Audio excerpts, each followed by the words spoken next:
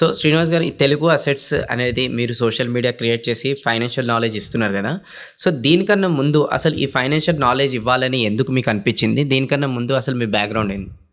యాక్చువల్‌గా నేను ఫైనాన్స్ సంబంధించిన వ్యక్తిని కాను బేసికల్‌గా. నేను ఇంజినీర్ యాక్చువల్‌గా. నేను సిరామిక్ ఇంజినీర్‌ని. ఒక 15, 20 సంవత్సరాలు నేను జాబ్ గూడా చేశాననమాట. అయితే ఈ ఫైనాన్స్‌లోకి నేను ఎందుకొచ్చాను అంటే బేసికల్‌గా నాకు చదవడం ఇష్టం. బుక్స్ చదవడం ఇష్టం. పైగా నేను ఈ యండమూరి గారి బుక్స్ గానీ, ఇవన్నీ బాగా చదివేవాడిని. చిన్నప్పుడు మా ఫాదరు బుక్స్ తెస్తుండేవారు. నవలలు అప్పట్లో బాగా ఫేమస్ అనమాట. సో, ఆయన 5, 6 గంటలు చదివితే నేను 2, 3 గంటల్లోనే పుస్తకాలు చదివేవాడిని. అదొక హ్యాబిట్ అనేది ఉంది. అదొక పార్టు.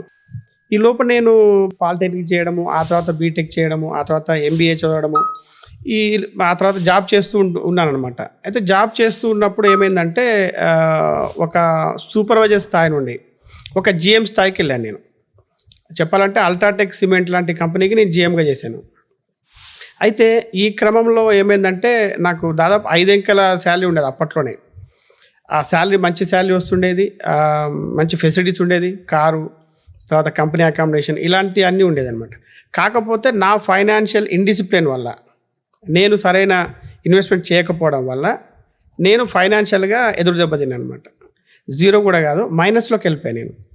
సో, ఈ మైనస్లోకి వెళ్ళిపోయిన తర్వాత ఒకానొక టైంలో ఏమైందంటే ఇల్లు, కారు ఇవన్నీ అమ్ముకోవాల్సిన పరిస్థితి వచ్చింది. ఆ తర్వాత నేను ఏం చేశానంటే సరే ఇంకా మళ్ళీ అదే యండమూరి గారి మాట ఒకటి నాకు ఎప్పుడు గుర్తుకొస్తుంటాయనమాట. మీరు అన్నీ కోల్పోయిన తర్వాత కూడా జీరో నుండి మీ జీవితాన్ని స్టార్ట్ చేయొచ్చు అని ఆయన ఏదో పుస్తకంలో రాశారనమాట. అది నాకు బాగా బలంగా నాటుకుపోయింది. సరే ఆ తర్వాత ఏం చేశానంటే మళ్ళీ మేము ఫ్యామిలీతో కలిసి నాసిక్కి వెళ్ళి అక్కడ నాకు ఇంజనీరింగ్ బ్యాక్గ్రౌండ్ ఉంది, ఎక్స్పీరియన్స్ ఉంది, టాలెంట్ ఉంది కాబట్టి మళ్ళీ ఒక జాబ్ చేయడం స్టార్ట్ చేశాను.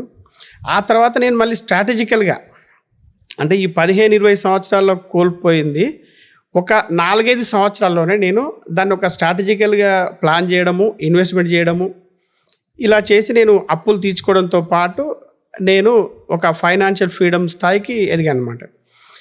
ఇదే సమయంలో ఏమైందంటే మనకి కరోనా లాక్డౌన్ వచ్చింది ఒక 1 మంత్. ఆ టైంలో ఏం చేశానంటే నేను సరే ఇప్పుడు జీవితంలో మొదటిసారి నాకు ఒక నెల రోజుల గ్యాప్ దొరికింది. ఎందుకంటే మా కంపెనీస్లో ఎలా ఉండేదంటే నేను చేసిన కంపెనీస్ అని కూడా 24/7 365 డేస్ నడిచే కంపెనీలు. సంక్రాంతి రోజైనా నడవాల్సిందే, ఈవెన్ దసరా రోజు నడవాల్సిందే. ఎందుకు అంటే అవి కంటిన్యూస్ ప్రాసెస్ ఇండస్ట్రీ అనమాట. మీకు తెలిసే ఉంటుంది. మామూలుగా పొద్దునుంచి సాయంత్రం వేసేసి నైటు బంద్ చేసే కంపెనీలు కావన్నమాట అవి. సో, అలాంటి టైంలో నాకు కరోనా అనేది ఒక అవకాశంగా దొరికిందనమాట. సరే నేను ఎలాగూ కొంత నాకు ఎక్స్పీరియన్స్ ఉంది ఫైనాన్స్ పట్ల. పైగా ఎక్స్పీరియన్సే కాదు, ఈ రాబర్ట్ కియోసాకి పుస్తకాలు చదవడం, తర్వాత యండమూరి గారి పుస్తకాలు చదవడము, ఇంకా ఇవన్నీ ఏంటంటే ఎప్పుడైతే పడ్డవాడే యాక్చువల్గా ఇవన్నీ బాగా అబ్జర్వ్ చేస్తాడు, బాగా చదువుతాడు. మళ్ళీ మీలాంటి వారి వీడియోలు చూడడము, ఈ మోటివేషన్ వీడియోస్ చూడడము, అలాగనే ఫైనాన్స్ సంబంధించిన వీడియోలు చూడడం, మంచి మంచి వీడియోలు అనమాట. సో, ఇవన్నీ ఎక్స్పీరియన్స్ ఉంది నాకు, నా పర్సనల్ ఎక్స్పీరియన్సే ఉంది. సో, వీటిని జనాలకి అందించాలి, వాళ్ళకు కూడా ఒక సర్వీస్ ఇవ్వాలి.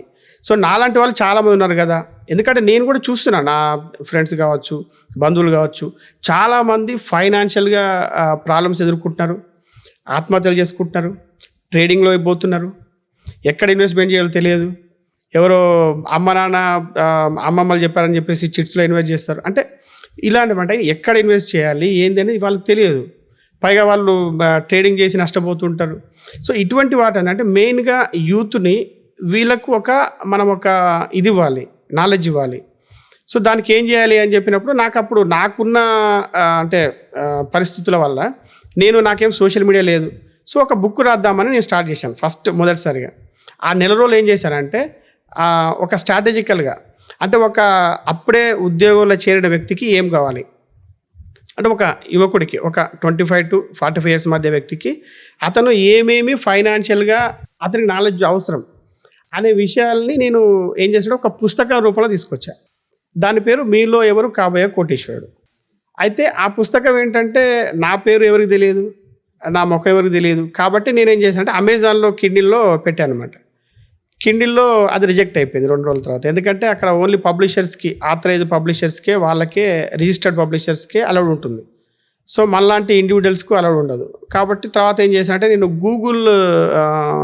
గూగుల్ బుక్స్ అని ఉంటుంది ఒక యాప్, దాంట్లో పెట్టాను. వాళ్ళు యాక్సెప్ట్ చేశారు. దానికి ఒక సర్టెన్ అమౌంట్ పెట్టాను, 200-250 పెట్టాను. అది పెట్టాను కానీ అది ఎవరు కొనట్లేదు. అయితే ఈ క్రమంలో నాకు ముందు నుండి కూడా జాబ్ అనేది ఇంట్రెస్ట్ లేదు, ఏదో ఒకటి సాధించాలి, ఏదో ఒకటి డెవలప్ కావాలని. సో ఎప్పుడైతే కరోనా వచ్చిందో అప్పుడు నేను ఏం చేశానంటే ఆల్రెడీ కంపెనీ మానేశాను. కొద్దిగా నోటీస్ పీరియడ్ ఉంటుంది కాబట్టి ఒక 2-3 మంత్స్. నేను 2-3 మంత్స్ చేసిన తర్వాత కన్సల్టింగ్కి వెళ్ళాను అనమాట. ఈ కన్సల్టింగ్ ఏంటి అంటే నేను చేసిన జాబ్ ఏదైతే ఉందో ఏఏసీ బ్లాక్స్ అనమాట, లైట్ వెయిట్ బ్లాక్స్ ఉంటాయి, మీకు చూసింటారు 2 ఫీట్ బ్లాక్స్ అని ఉంటాయి కదా. ఆ ఏఏసీ బ్లాక్స్కు సంబంధించిన నాలెడ్జ్ ఉన్న పర్సన్స్ ఇండియాలో అంటే కంప్లీట్గా బిజినెస్ మోడల్ తెలిసిన వాళ్ళు, టెక్నికల్ మోడల్ తెలిసిన వ్యక్తులు ఓన్లీ 5 ఉన్నారు ఇండియాలో. ఆ 5లో 2 ఆల్రెడీ రిటైర్డ్, ఇక ఉన్న 3లో నేను ఒక్కను అనమాట.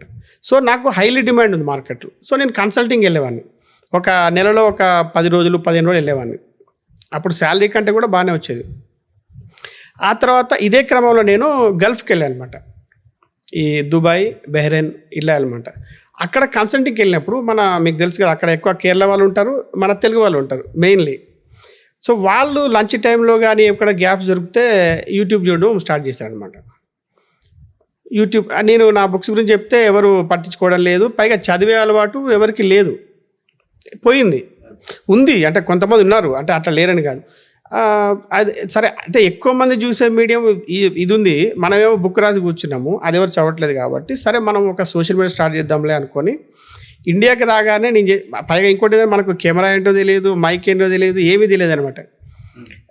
తర్వాత అదే యూట్యూబ్ వీడియోలు చూసి, అంటే ఇప్పుడు ఒకటి ఏంటంటే మనం ఒక ప్రొఫెషన్లో ఒక స్థాయికి వచ్చిన తర్వాత మనం ఏదైనా ఈజీగా నేర్చుకోవచ్చు. ఓన్లీ థింగ్ ఏంటంటే ఒక లాజిక్ తెలియాలి. ఈవెన్ ఫైనాన్స్ అయినా కావచ్చు, ఈవెన్ ఇంజనీరింగ్ అయినా కావచ్చు, ఎనీ ఫీల్డ్ ఏదైనా కూడా మనకి ఇంట్రెస్ట్ ఉంటే ఏదైనా కూడా నాకు తెలిసి ఒక 1 మంత్లో నేర్చుకోవచ్చు ఇప్పుడున్న పరిస్థితుల్లో. సో అట్లా నేను యూట్యూబ్ ఛానల్ కూడా యూట్యూబ్ చూసే నేర్చుకున్నాను. సో అలా నేను మెల్లగా వీడియోలు స్టార్ట్ చేశాను. ఒక 4-5 వీడియోలు అయిన తర్వాత అంటే కొద్దిగా దాంట్లోనే అనలైజ్ చేసేవాను, అసలు ఏది చూస్తున్నారు, ఏది చూడట్లేదు.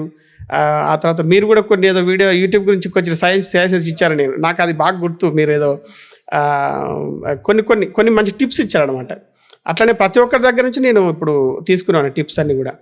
అవి అన్నీ తీసుకున్న తర్వాత మెల్లమెల్లగా తర్వాత జనాలు ఏది చూస్తున్నారు దాన్ని బట్టి చూసేసి మెల్లగా నాది 5వ వీడియోనో 6వ వీడియోనో మార్వాడీల గురించి చేశాను అనమాట. నాకు మార్వాడీలతో ఏంటంటే మార్వాడీలు గుజరాత్తో దాదాపు ఒక 10 years అసోసియేషన్ ఉంది కంపెనీస్లో. నేను ఎక్కువ చేసింది కూడా వాళ్ళ కంపెనీస్లో అనమాట. పైగా నేను ఏంటంటే కంపెనీ హెడ్గా ఉన్నాను కాబట్టి నాది డైరెక్ట్ రిపోర్టింగ్ వాళ్ళకే, వాళ్ళతో పాటు కలిసి పనిచేసేది.